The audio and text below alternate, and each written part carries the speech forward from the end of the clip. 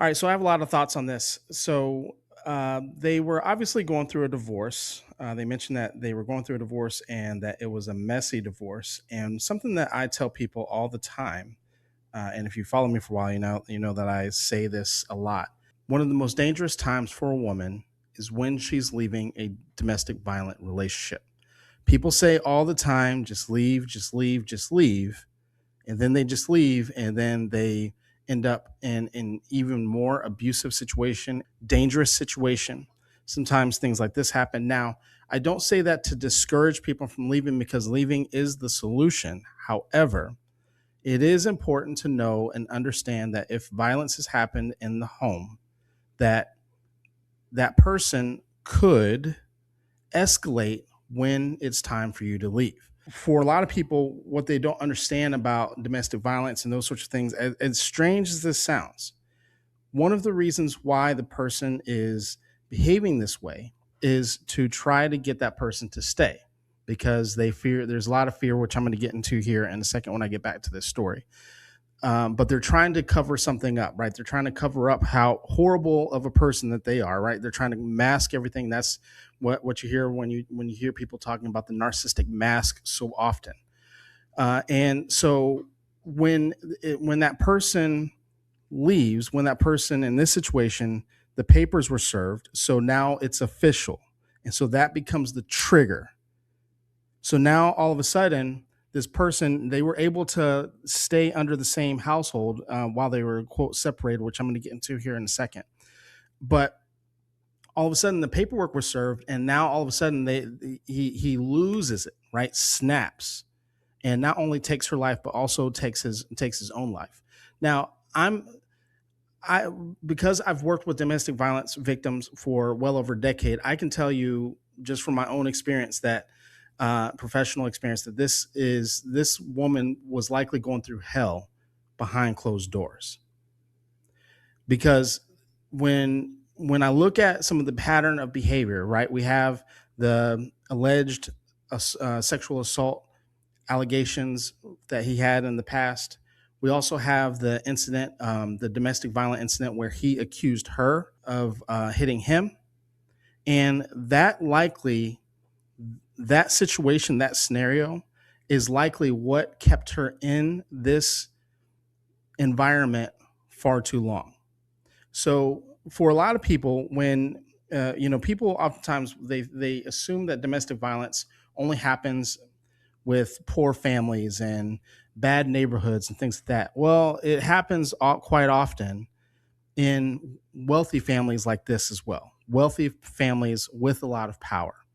Now, I want you to think about who this person is, right? We're talking about the lieutenant governor. We're also talking about someone who is, at least at one point in time, was well respected in the Democratic Party, really high ranking politician, knows a lot of people, probably extremely well connected. So when we're talking about someone who makes up a story, we're not talking about just some random Joe Schmo off of Facebook. We're not talking about just some unemployed random dude, baby daddy, who can't hold a job and has like 5 other baby mamas and does the same thing to everyone else. We're talking about someone whose words hold weight. So I have no doubt in my mind, because just from my experience, in situations like this, he likely told her that if she ever tried to leave, that he would say that she was the one hitting him and that he would take custody of the kids. Now, just like I said, those words, because of who he is, because of the power that he holds weight. He likely knows all the judges. He likely knows everyone in the court system. He likely knows every single one of those officers that are at the house doing this investigation. He likely knows every single one of them. Every one of them have probably been to that house before. They've probably partied and drank together before. So these words hold weight, which puts his wife in a situation where it now holds her hostage. And when we're talking about someone with this personality type, We're talking about a person who cares a lot about the way that people see them. This is where you hear people talking about the narcissistic mask so often, where they want to conceal and they want people to have a certain perception of them, whether it be the perfect family, the perfect ideal husband, or whatever the case is. And anytime that someone is planning on leaving, breaking up, or going through a divorce or anything like that, that is a potential for that image to now all of a sudden be shattered. And now if you're talking about shattering this person's image, now in their eyes, it causes what's called a narcissistic injury. Now they feel empowered to now punish you. Now all of a sudden those threats that he was doing, likely was doing, a speculation on my end, aren't working. So now this person has to escalate. And so in this situation, obviously the escalation was, you're not going anywhere. You're going to stay trapped. And not only are you not going anywhere, but I'm not going anywhere either. Right. And it's unfortunate because now the children are traumatized. I've seen and I've heard scenarios like this often a lot. It doesn't always end up in a murder-suicide situation, but it could end up in a career suicide type of situation. In their mind, them taking themselves out, as long as it punishes you, it doesn't matter, right? As long as you're punished and as long as you're harmed through that process as well. So I said all that because I wanted to circle back to something else I mentioned before. They talked about how they were, even though they were separated, they were living under the same roof. For those of you who are going through, who are in these type of situations or have been in these type of situations, this is where people get caught up. I don't care if everyone else in the world thinks this person is the greatest person in the world. Oh my goodness, your husband is a pastor and they're the most loving person. I wish I had a husband or a father or a wife like this. If you know that this person behind closed doors is a complete monster, you have to understand that when you leave and you begin to go through that process, they're not going to be cordial through that process. And I want you to think about this, because when we're talking about domestic violence and we're talking about high levels of abuse, if they lost their control to a point where they were causing domestic violence and those type of issues while you were together and you were in love, just imagine how much worse they will be when it's time for you to go.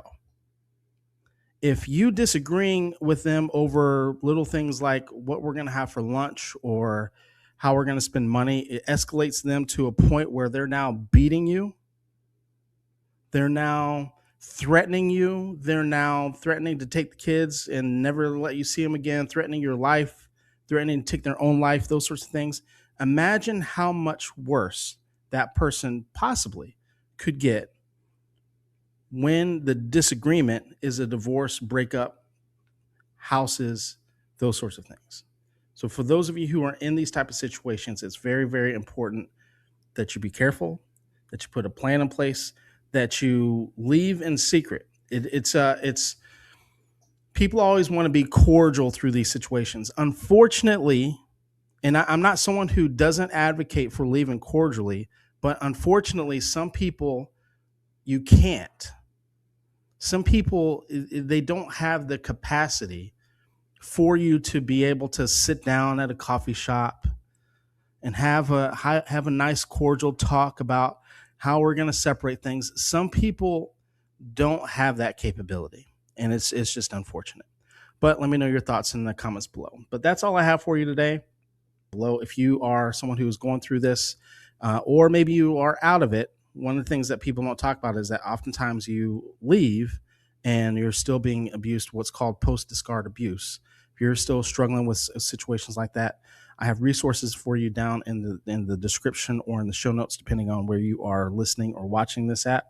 You can connect with a BetterHelp therapist. You'll get 15% off your first month of therapy.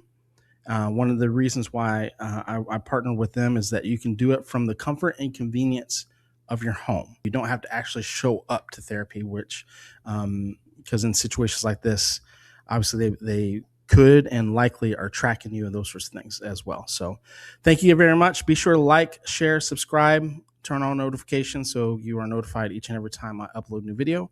With all that being said, thank you very much, and I will see you in the next video. You guys have a good one.